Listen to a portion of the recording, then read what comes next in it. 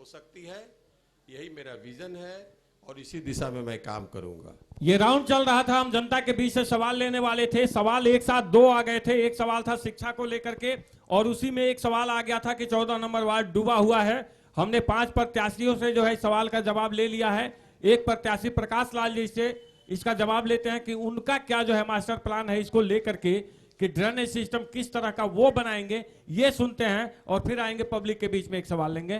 Public के बीच में से जिन किसी को भी सवाल करना हो आप हाथ खड़े कर सकते हैं प्रकाश लाल जी का जवाब सुनने के बाद। आइए प्रकाश लाल जी, आपका क्या विजन है, किस तरह से आप जो है इस जल जमाव की समस्या को दूर करेंगे? सिर्फ जल जमाव। बताइए। एक मिनट सर, एक मिनट सर।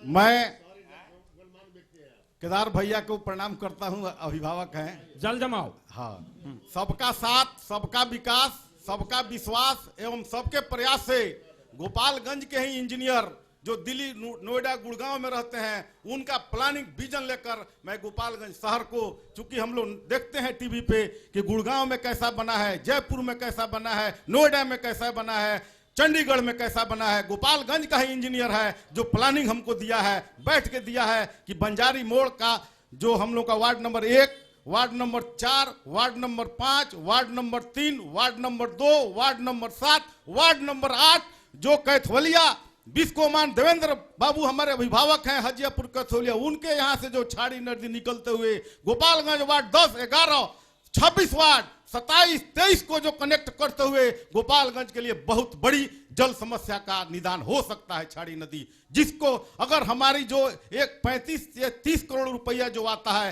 एक मुश्त 10 करोड़ से 15 करोड़ रुपया देकर मास्टर प्लान बनाया जाए, उसी इंजीनियरिंग जो हमारे छात्र हैं जो बीटेक एमटेक करके जो प्लान करते हैं वो अगर बनाएंगे और लेवलिंग को लेकर शहर का जो 5 फीट घर के नीचे से जो ड्रेनेज बना के उस पानी का डिस्चार्ज को हम लोग अगर बड़ी नदी गोपालगंज में डिस्चार्ज पॉइंट बनाएंगे और हर मोहल्ले में जो बड़ा बड़ा ड्रेनेज अंडरग्राउंड बनाकर हम लोग स्लैब जो मोटा सा जिस पे ट्रक भी खड़ी हो जाए वैसा अगर हम लोग बनाएंगे तो बंजारी से लेके वार्ड नंबर 1 का जो हर घर, हर मोहल्ला जो नगर पालिका को टैक्स देता है, उसको एक फोन पर उसके घर के सामने हम अगर हमको आप लोग मौका देंगे तो हम वहां पे अपना रखेंगे हेल्पलाइन, महिला कोई समस्या हो वह फोन करें, हम वहां से नदी समस्या जल जमाव है, जल जमाव के लिए अगर महिलाओं की समस्या पर आएंगे। जल जमाव है, एक मिनट नहीं, जल जमाव पर ही बोल रहे हैं। अगर वैसे एक और बंजारी से जो गया है जो जंगलिया लिया गया है, कैमरा हटा लिया गया है, आपके पास से क्षमा चाहूंगा।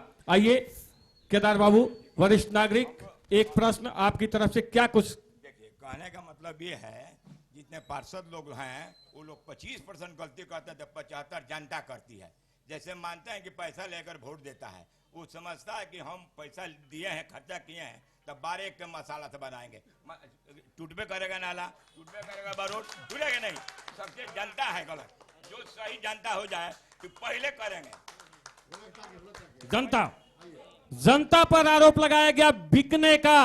देखिए, लोकतंत्र को अगर कायम रखना है तो अपना मत बेचिए। मत को बेचना मतलब अपने भविष्य को खराब करना, अपने बच्चे के भविष्य को खराब करना है। मत का दान करना है, विवेक से, बुद्धि से, सोच के, समझ के। आपके बीच में जैसे ही यह घोषणा हुई कि अब प्रत्यक्ष मतदान के जरिए सभापति का चुनाव होगा, 3 दर्जन के लगभग प्रत्याशी आ खड़े हुए हैं। भाई, सोचने वाली बात है। डायरेक्ट एंट्री है, फटाक से घुसो और चटाक से कुर्सी पर बैठ जाओ और एक पटना में फ्लैट खरीदा जाएगा। क्यों? क्योंकि यहाँ करोड़ों बांटा जाएगा और वहां और वो लूटा जाएगा। इस बात को ध्यान रखना है। आपको पकड़ाया जाता है 500 रुपए की पत्ती और 5 करोड़ का जो है ना रांची में फ्लैट खरीदा जाता है। कुछ हम लोग को भी मौका दीजिएगा कि नहीं बोले, खाली आप ही बोलिए। बिल्कुल आपके ही केदार बाबू आपकी ही बात को मैं लेकर के जो है पब्लिक के सामने गया कि वोट बिकना नहीं चाहिए। वोट अगर बिकता है तो गोपालगंज बिकता है। ये बात मत कहिए, गोपालगंज कैसे बिकता है? पूरे हिंदुस्तान बिकता है। पूरा हिंदुस्तान बिकता है, क्या बात, पूरा हिंदुस्तान बिकता है। ये बात मत कहिए। आइए, अगर वो बिकता है तो हिंदुस्तान बिकता है, लोकतंत्र धनंजय जी, की हत्या होती है। जी धनंजय जी, समय मत आनिए, चलिए क्वेश्चन लीजिए, ऑडियंस क्वेश्चन लीजिए। आइए, बहुत हमारा है जी। आप सभी बंधुओं का मेरा नमस्कार। सभी जनता आई हुई है कि चेयरमैन कौन बनेगा। जो अभी ये चेयरमैन का पहला चुनाव है, जो जनता चुनेगी वो बनेंगे। लेकिन हमारे 28 वार्ड का बात हो रहा है। 28 वार्ड में 28 गो प्रतिनिधि हैं।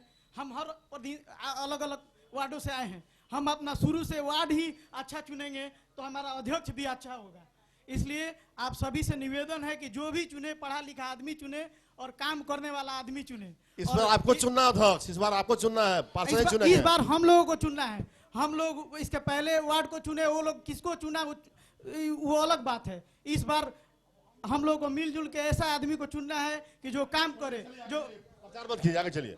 देखिए, आरोप मत लगाइए, बार बार कहा जा रहा और है कि आरोप नहीं, आप प्रत्यारोप नहीं। प्रश्न दीजिए, प्रश्न प्रश्न पूछिए। सवाल, समस्या उठाइए, समस्या किसी को उठाना है समस्या।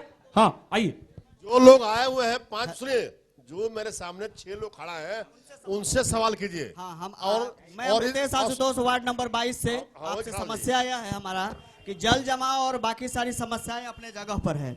लेकिन एक समस्या, हम मूलभूत समस्या देखते हैं। हमारे शहर की जनसंख्या लगभग 60,000 से 70,000 के आसपास है। 65,000 हो गई है, 65,000 आसपास हम बोल रहे हैं।